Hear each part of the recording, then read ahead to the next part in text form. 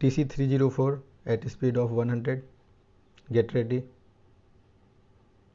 5 seconds. Start. In view of the fact that elections to the legislatures and the local representatives bodies are now a permanent feature of the life of the nation, it has become urgently necessary to put the election machinery in the districts and their subdivisions on a more satisfactory and well thought out basis. In the Commission's view, a separate nucleus election office with an adequate permanent staff on a whole-time basis should be set up in every district and subdivision, and this office should be temporarily strengthened by additional hands at the time of an election. The district or subdivisional election officers may normally be part-time officers who must, however, be relieved of most if not all of their other duties at the time of the elections. In the course of inspections of some district election offices undertaken by the Election Commission, it was noticed that the organization at the district and subdivisional level is almost always inadequate and every often haphazard and unsatisfactory.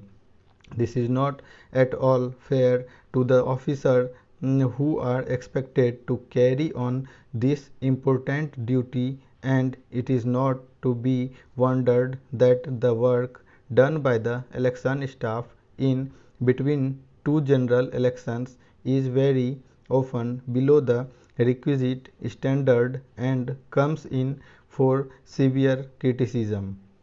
Much more sustained and better organized efforts would be called for in future than hitherto if even such routine work is to be done in an efficient and business-like manner.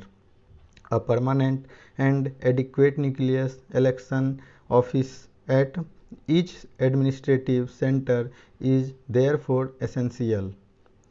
In regard to the preparation and maintenance of the electoral rolls of a constituency, the permanent machinery consists of the Election Commission, the Chief Electoral Officer, and the Electoral Registration Officer of the constituency.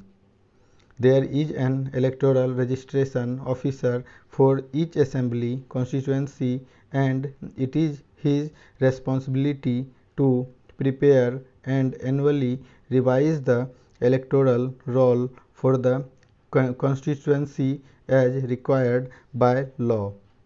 The law has made provision for the appointment of one or more assistant electoral registration officers to assist the electoral registration officer in the performance of his functions. Every assistant electoral registration officer is subject to the control of the electoral registration officer competent to perform all or any of the functions of the electoral registration officer. The electoral registration officer, who is an officer of a government, is nominated by the Election Commission. The assistant electoral registration officers are also appointed by the Election Commission. Generally, officers of the status of deputy commissioners, collectors, deputy collectors, tahsildars, etc. were appointed as electoral registration officers, while officers junior to them were appointed to assist them as assistant electoral registration officers. For each parliamentary constituency, a returning officer is appointed by the Election Commission. He has to be an officer of government. One or more persons who are also officers of government are appointed as assistant returning officers to assist him in the performance of his functions. Whenever by-elections or general elections are to be held, the returning officer comes into action.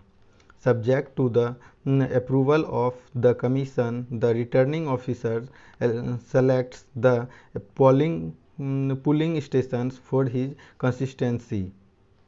He also makes all preparatory arrangements for the holding of the poll.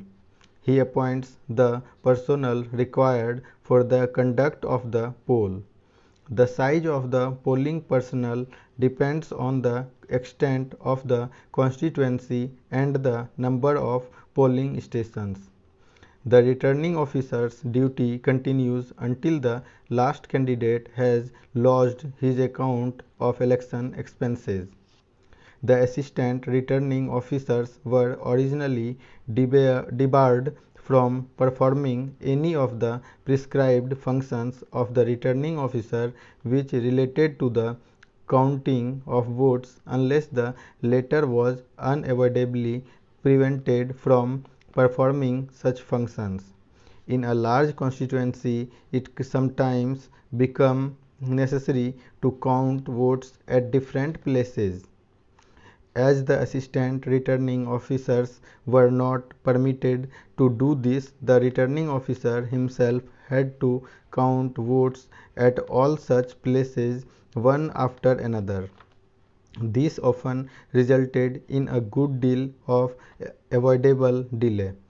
Under the demand law, the assistant returning officers are now eligible to undertake the counting of votes subject to the overall control of the returning officer.